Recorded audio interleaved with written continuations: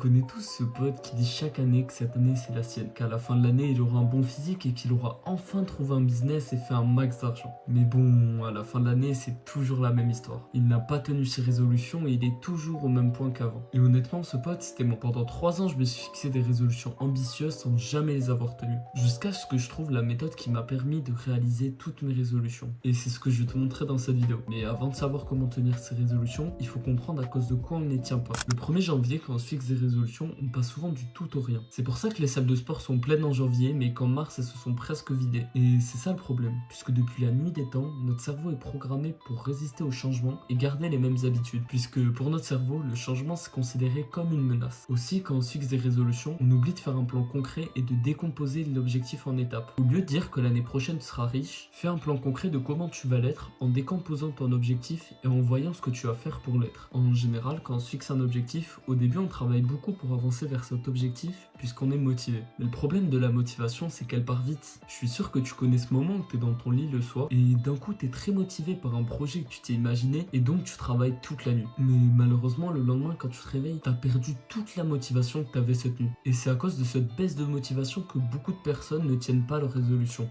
Mais bon, quand on n'a plus de motivation, il n'y a que deux choix. Soit on arrête tout et on accepte donc d'avoir abandonné, ou soit on utilise notre discipline et on continue d'avancer vers nos objectifs. La discipline, si tu sais pas ce que c'est une compétence qui peut t'aider à faire les tâches que tu n'as pas envie de faire. En une phrase, la discipline, c'est le choix de faire une tâche ou de ne pas la faire. Pour la discipline, il faut voir ça comme un jeu vidéo. Quand tu fais une tâche que tu n'avais pas envie de faire, tu augmentes de niveau. Mais contrairement au jeu vidéo, quand tu ne fais pas la tâche, tu en perds. Mais le problème avec la discipline, c'est que tu ne veux que le résultat. Et donc, tu ne prends pas plaisir pendant le processus. Mais bon, c'est quand même une compétence qui est archi importante et que tu peux utiliser dans tous les domaines de ta vie. Mais bon, la meilleure compétence pour avancer dans tes objectifs et tenir tes résolutions, c'est de transformer tes objectifs en habitudes. Tous les jours, normalement, si t'es pas un mec bizarre, tu devrais te brosser les dents. Et cette action ne te demande ni motivation ni discipline. Tu le fais automatiquement, sans même des fois y penser, puisque c'est une tâche qui fait partie de ta vie. C'est le même principe. En transformant tes objectifs en habitudes, tu vas avancer sans même t'en rendre compte, vu que ça fait partie de ta vie. Et contrairement à la discipline, au lieu de juste vouloir le résultat, là tu prendras plaisir pendant le processus et tu auras un